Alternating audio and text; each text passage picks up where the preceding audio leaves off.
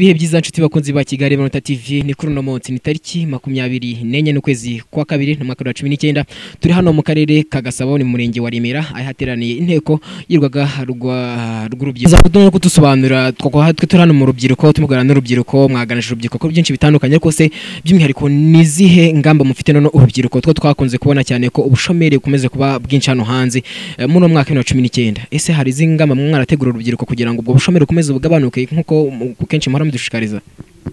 Yego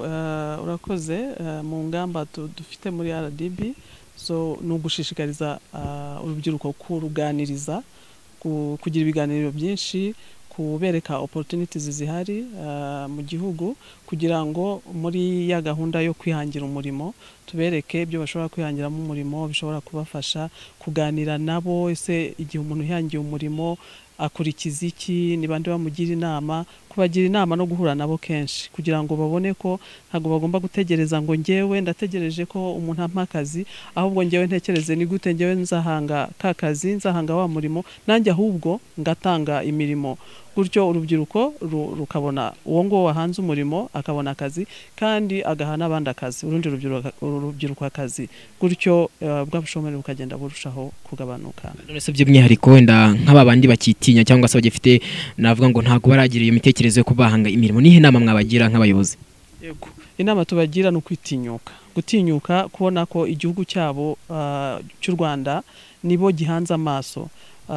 kwegera abandi kandi nabo turabagira inama yuko abo bitinya baganira n'abandi baganira n'urubyiruko rufite imirimo hirya no hino baganira n'abandi bafite ibitekerezo ku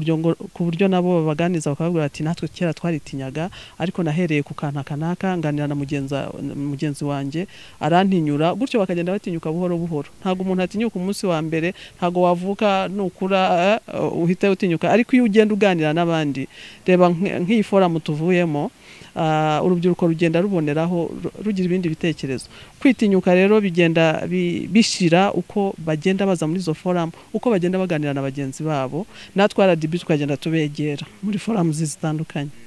watuba byinshi kubijyanye na tembera u Rwanda mwagiye mutubwira na sina visit Rwanda muri Macyas ubundi wenda ku muntu kudukurikirana kana kuri Kigali Manota TV nakaye gakeno no muduteganyirije kuri tembera u Rwanda.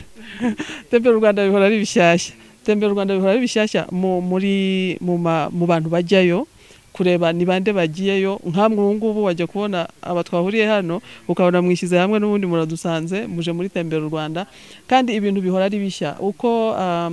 reba bagize tembera u Rwanda umwaka ushize ntago ushobora gutembera u Rwanda ngo ugende hari ahantu nyaburanga umunsi umwe no kuvuga abatembereye abakoze tembera u Rwanda ubushize aho bagiye ntago ariho uyu munsi mwajya no kuvuga bihora ari bishyashya aho ugiye ikindi kandi nuko hahandi mwagiye umwaka ushize uyu mwaka mugiyeyo muhasanga udushyashya hahinduye ubwiza abantu hasanze ubushize so hasanze aho mwajyanye bihora ari bishyashya muze gusa twabashimira namwe murakoze cyane.